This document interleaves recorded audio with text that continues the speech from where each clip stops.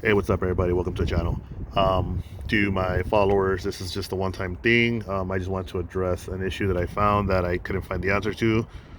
So why not help other people that might be in my position by answering what the hell was the issue with this? Because some of you might know where you might be looking for the issue, you find somebody with the same exact problem, and then at the end, they never say how they got it fixed or anything, and it's been a couple of years. So this truck, like I said, it's a Freightliner M2 business class 106 Cummins ISC 10 motor. Um, it was drinking about, I'd say, a gallon of antifreeze within a matter of a few hours. um, I just found out that the driver was driving it that way, and then they just told me about it. So I went ahead and I found out what the issue was, which was a leaking EGR cooler. Looked at the EGR valve and it was all gunked up, so I replaced the EGR valve and the cooler itself. So that's all squared away. Cummins came out with a bulletin and they made an upgraded kit. So instead of it being whatever it was, 800 bucks or something like that for the cooler and another like 700 for the valve, the upgraded kit, which they call the bulletproof kit, it's now about 1700 bucks just for the upgraded cooler kit, because of course you got to get the cooler, which is still about the same price, but it's an upgraded cooler. And the kit comes with all these new extra lines, which this before was a steel line, and then I had an L with a silicone pipe going into the motor or whatever it is. Same over there as well in the back, which was, I'm kind of pretty happy because on this truck it went out twice. Had a steel line, and then on the bottom again it had a 90-degree, which was silicone, and then that was a pain in the ass because it kept going out. It went out at least 2 times in about 2 years, and it's just a pain in the ass when you got to go, in the middle of nowhere to go fix the truck because it's down in the middle of nowhere leaking all the antifreeze. So I'm very happy that they did that, but that's not the issue. So this truck, what ends up happening is the truck was running fine. All of a sudden it started squealing.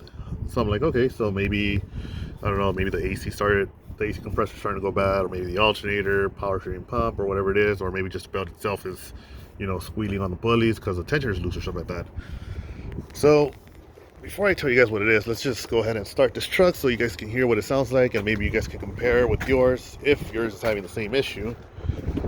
So let's get this truck here. I know this is not a Home Depot truck. We did get it from Home Depot, but this is not the truck. And I'm not talking about Home Depot at the store. We got it from what is a machinery trader. So it did come with the piggyback and all that stuff. So just letting you know right now, it's gonna get pretty loud, so you guys might want to lower down your volume if you guys are wearing headphones or whatnot.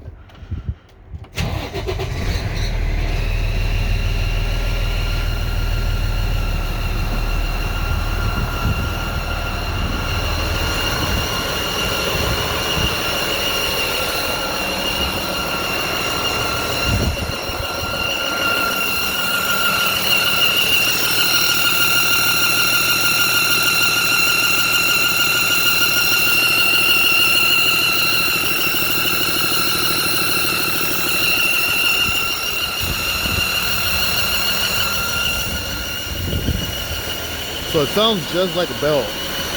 Belt's not the issue. So I'm not sure if this will show up on the camera, but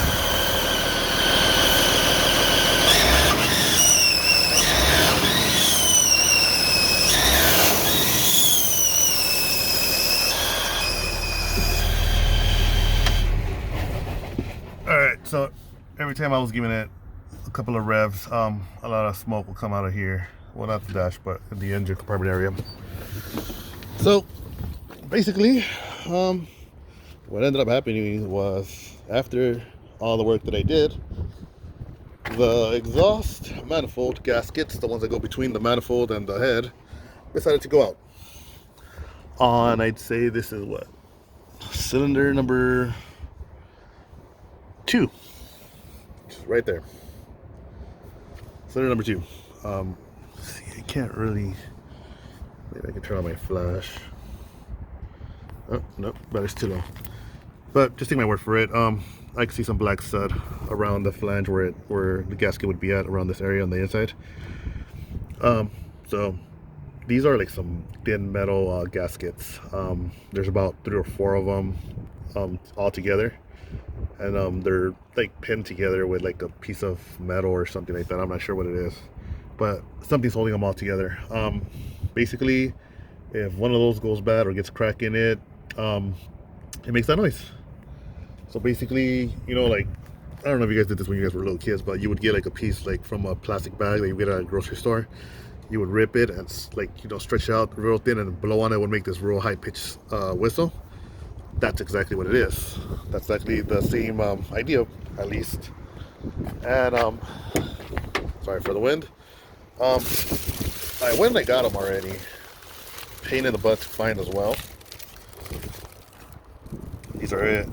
You need 6 of these. I'm not sure if you can see the layers.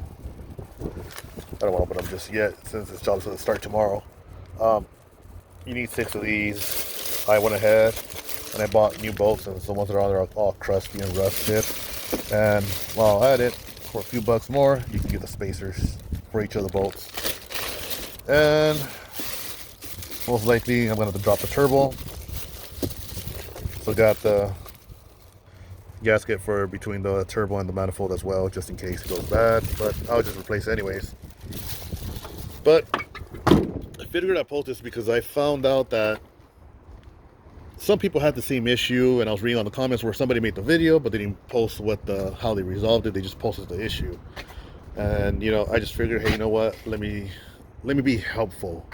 I'm having the issue, so I'm just letting you guys know exactly what it is that I found, and I've actually confirmed it with somebody else as well, so I know that's the issue. Alright, so hopefully y'all can see this. I take the exhaust manifold off, and right there, that's the one that was making that loud whistle noise. The rest of them seem to be fine. Yep, that's where that whistle should be coming from. One of these on yours might be messed up. All right, everybody, it's the next day. As you saw, I had everything off already. Did the repair, so filled everything back up, tightened everything back up. So I'm gonna go ahead and give it a quick little start, make sure everything's okay. Let it idle a little bit, let it drink up some antifreeze, let it circulate a bit. Sorry about the background noise. We got construction going on next door. All right, boys, first start. Let the gauge cycle right quick.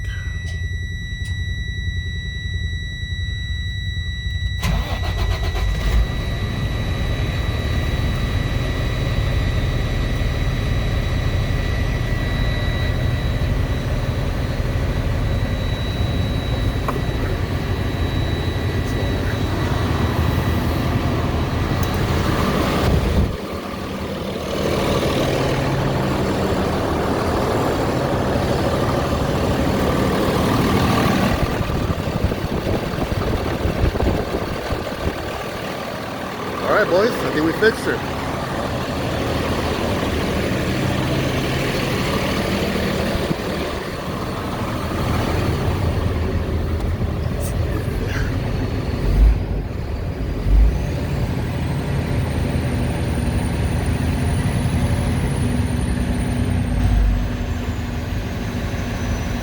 We're good. That's the turbo spooling up. All right, we're good. All right, guys, hope this video helped some of you guys out there. If it did, give it a thumbs up. You know, hit that like button, please. And yeah, thank you.